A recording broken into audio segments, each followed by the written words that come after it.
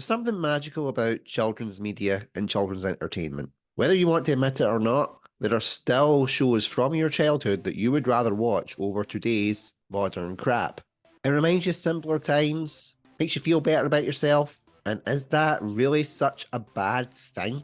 So I'm going to talk to you about some of the children's TV shows that I still watch as an adult. Let's get into it. Before I tell you, you're probably wondering why I'm doing this video in the first place. Most of you will remember the post I put up about the threatening abuse that I was getting from doing a Thomas the Tank Engine channel. And fans of that channel, the Ginger Engine, rallied round in support of me and subscribed to this channel. And I talk a lot about the negatives that can come with being in media, but one of the positives is that when you find that tribe of people that will support you, they really support you. And as much as the negative comments can tear you down, positive comments bring you right back up. And I had a lot of them. Not just from my fellow Steamies, which is what I call my Ginger Engine fans for all you normies. You can figure that one out on your own. But plenty of people that just said, if you like it, if people like your content and it's making you money, who gives a flying fuck what anybody else thinks? So for those people that gave me the support, this video is for you. And I'm going to tell you about some of the kids programs that I still watch as an adult. And we'll start with the first children's TV show that got me into this mess. Thomas the Tank Engine. On my Ginger Engine channel, I have done an entire video about my personal journey with Thomas and friends. So a lot of the Steamies that are on here will know that journey if they've watched the video. But for the people that haven't, here's a very brief synopsis of it.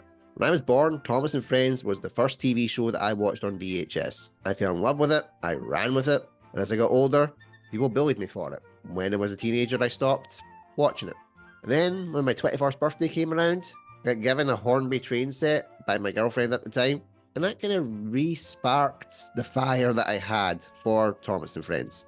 And I got back into the program, and I enjoyed it as much now as I did back then. So I decided, I don't care what you think. I enjoy it, it makes me happy. If I have to live my life miserable to please you, then you're not worth my time. It makes me feel safe, it makes me feel loved, and as you may have guessed from watching this channel, I don't have a high opinion of myself. So I'll take any form of comfort that I can get. Before the media company became a thing, the second channel that I tried to see if I had something with this was the Ginger Engine. I had a rough idea that I could get a following from my own research, but would they actually tune in? Thousands of subscribers later give you a definitive answer to that question. I have more supporters for my niche hobby than I do for any of the quote-unquote normal things that I do, like my mental health channel, or this channel, or talking about these supposed normal things that people enjoy. So I enjoy Thomas and Friends, I love it, I continue to watch it, I write thought-provoking analytical pieces on it, and I get paid for it. And the fans that love that content, I'm forever grateful. And to the trolls, one final, fuck you. But let's talk about other kids shows that I like, and some that I think you secretly enjoy as well. The Transformers. Okay, this one is more my brother's thing. He has a whole channel devoted to it, the Ginger Transformer, so go give him a sub. But because he watched it all the time, by older brother law, I had to watch it with him. The point where he once tied me to a chair and made me watch the Transformers movie. At first, you don't want to watch it out of defiance. Then when I actually sat and watched it on my own, I really enjoyed it. It's big metal robots blowing each other to smithereens. And there's also lots of little hidden depth and meaning that my brother won't admit is there, but I know there's there. I'm not as big a fan of it like I am with Thomas, but I appreciate the work that's went into it. I appreciate the voice acting skill, I appreciate the art design, I appreciate how they took what started as a toy line and made it into this mega franchise that is the same age as the TV series of Thomas and Friends. So I have a lot of respect for the Transformers franchise, and I do enjoy it. And yeah, Hot Rod is my favourite character. There's a controversial take. So let's move into the superhero franchise. And I'll start with Batman the Animated Series. I've always said that the DC animated series are better than the live action movies. I stand by that. But I also think that DC live action TV series have some great work as well. So whether it's animation or whether it's live action, it's all down to the story that they craft. DC seem to do better when they take their time with a story and let it digest and let it marinate in your subconscious. Rather than, let's cram it into a 2-hour movie, getting all this stuff in, and you have brain rot from it. With Nolan's The Dark Knight trilogy and a selection of movies here and there being the exception. But their animated stuff always knocked it out the park. and Batman the Animated Series was the catalyst for it. This was a kids' TV show, directed for older kids, but a kids' show nonetheless. And it was great because it didn't pander to the audience.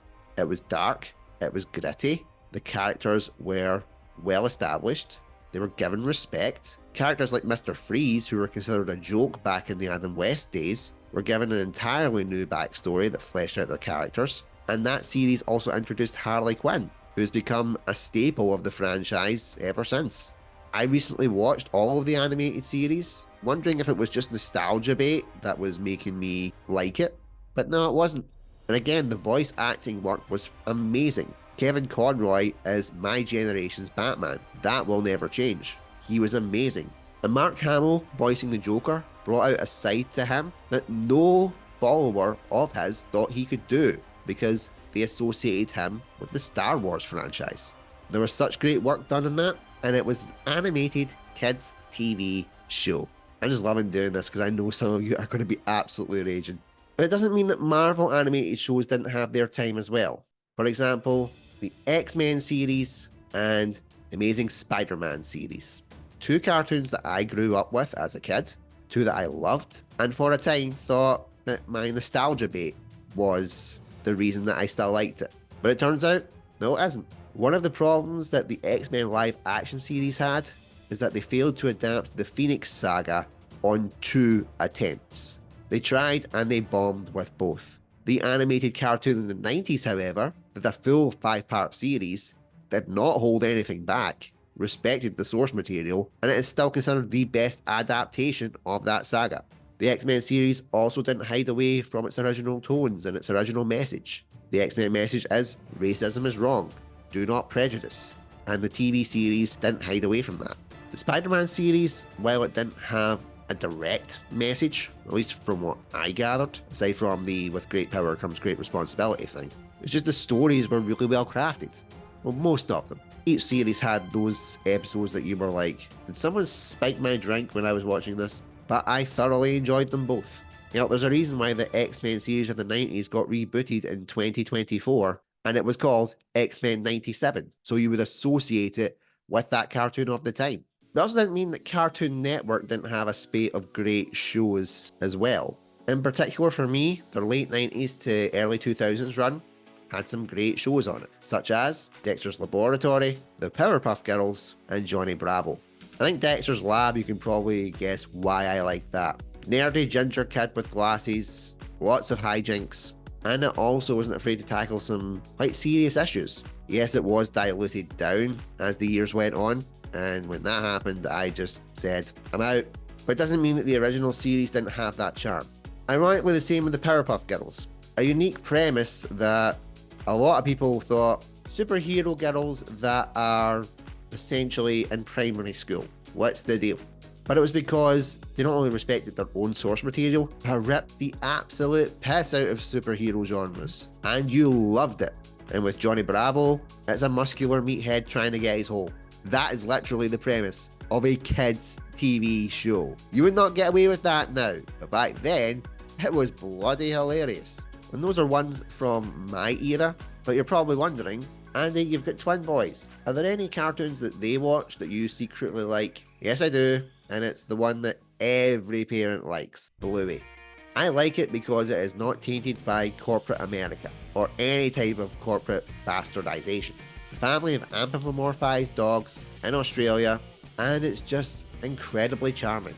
The kids like it because of the silly hijinks, the parents like it because there's deeper meaning and some little bits of adult humour that you do not expect. And whether you want to admit it or not, every dad secretly tries their best to be like Bandit Healer. He is the model that every modern dad tries to aspire to be, but we fail miserably. He works hard, he plays hard, his family always comes first, and he'll do anything to make them happy. Every dad wants to be that type of dad, whether it's represented in a cartoon dog or not. And for the mums, Chili Healer also represents them. Modern mum, successful career, loves their kids, always puts them first, but is equally charmed and exhausted by them. It's one of the things that I like about Bluey. It doesn't hide away from the fact that there is dysfunctional family elements in this series. We all want to be Bandit Healer's family, But then we watch it and realise, more like his brother Stripes family. They are feckin' nuts. It's a show that you can put on for the kids and you can watch with them rather than having it being some children's TV brain rot while you try and get the housework done. Now, there are other shows that, while I am not as big a fan as the ones that I have mentioned, that I do watch from time to time and can see that there was good points and there was bad points. Some of them include Teenage Mutant Ninja Turtles, Thundercats, The Amazing World of Gumball. My wife is going to hate me for that, but the kids watch it and I kinda like it now. Teen Titans Go, everybody's going to slide me for that. But again, my kids watch it, I watch it with them, and we can have a laugh at the silly fart jokes. Sometimes you just need that. There's the ultimate parent and kid viewing experience, whether you want to admit it or not, was mainly marketed for children for a very long time. And that, as my final entry in this video, is the WWE World Wrestling Entertainment. Oh, I'm going to open up a can of worms here, but I do not care. It is marketed for kids. It's why it was branded as sports entertainment rather than it being classed as a sport. There's a lot of sport around it. There's a lot of athletics, a lot of training. There are a lot of real life injuries that happen to wrestlers. I personally like the wrestling because I like all the behind the scenes stuff and learning about all that from when I grew up watching it. I grew up in the days of the New Generation, which was comic book at its lowest, and then the Attitude Era, which was perfect for my teenage, hormone-riddled body at the time. It was nuts, it was crazy, and it tried to appeal to a more adult market. But most of the time, had the main demographic of kids. Why there's action figures. It's why there was the whole "we hate John Cena" phase, because he was essentially the driving force to keep the kids entertained, because the kids gravitated to him. It was marketed as family-friendly entertainment, so they could get sponsors on board and get that sweet dollar, which meant it was marketed to children. But adults enjoyed it. It's when people say to me, you know wrestling's fake, right? You know TV's fake? Even your reality TV shows are actually fake. They are scripted to an extent. Every form of entertainment is fake, because that's what makes it so controversial when the real life stuff bleeds in. So yes, wrestling is fake. I equate it to a soap opera that you're allowed to beat the crap out of people in. And can you watch wrestling as an adult and see all the hidden meanings, but also take your kid to it? And while there'll be a couple of racy moments that you might not approve of, they can still enjoy it 100%. And that is why it is the final entry in my kids' shows video. It is mainly marketed for children, but adults can enjoy it as well, as they can with every series that I have mentioned in this video. Your kids can enjoy it, and guess what? You can too. It's perfectly acceptable. It is okay. It does not mean that you have something wrong with you. It doesn't mean that you are a nonce. It doesn't mean that you should stop watching these shows as you get into adulthood. If they make you feel better, if there's something that you can also bond with your kids over when you become an adult, or if it's something that just takes you away from the harshness of this world for a while, enjoy it. Because the world is harsh. The world is cruel. It is, quite frankly, a dumpster fire, and it is only getting worse. You need shows like this to keep your spirits up. I do enjoy grown-up programs. I have spoke about this before. I'm a big Star Trek fan. I love sci-fi comedies like Red Dwarf, marketed for adults, but kids do watch it too, because I did when I was a kid.